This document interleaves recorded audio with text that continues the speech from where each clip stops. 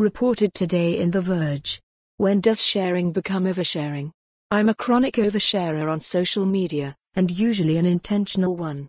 Mostly, I write about my severe mental health struggles and things that deeply enrage me, but that constant oversharing can be hard to maintain.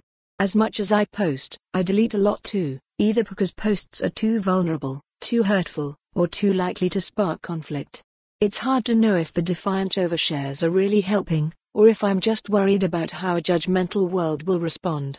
The intimacy of social media can lead us to share a lot, and being vulnerable in those spaces can give us a rare sense of power.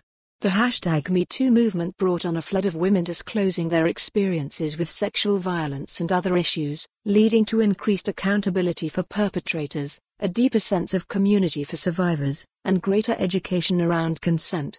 Yet at other times, sharing can have unexpected negative consequences, like shaming, security issues, or professional and personal conflict.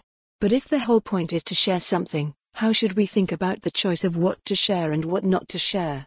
Christopher Hand, a lecturer at Glasgow Caledonian University who studies online harassment, says the benefits are hard to peel apart from the risks. We live in a world that seems to be riddled with double-edged swords, Hand told me, things that have clear positives and clear constructive applications, but that are also vulnerable to manipulation and exploitation. I've seen that two-sided dynamic play out with my own sharing. People have told me that my own disclosures about mental health help them with their shame or their healing trajectory. But the cost to my own mental health is significant. Knowing that my most traumatic moments are being judged and gossiped about, often in malicious ways, makes me anxious and even angry. Some appreciate the oversharing, others demonize it. Of course, it depends on who is doing the sharing. Hand points out some research that indicates that various factors, including the perceived attractiveness of the poster, can affect how we judge the appropriateness of information shared on social media.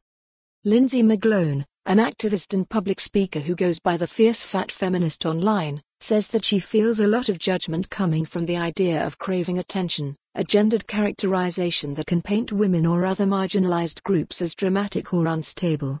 That risk is worth it for many of the marginalized users who go to social media to find community.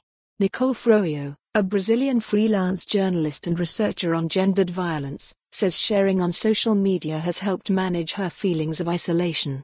When I was doing my PhD, I was one of the few Latin American students in my department, so oversharing was important. For more on this story, visit the news article link.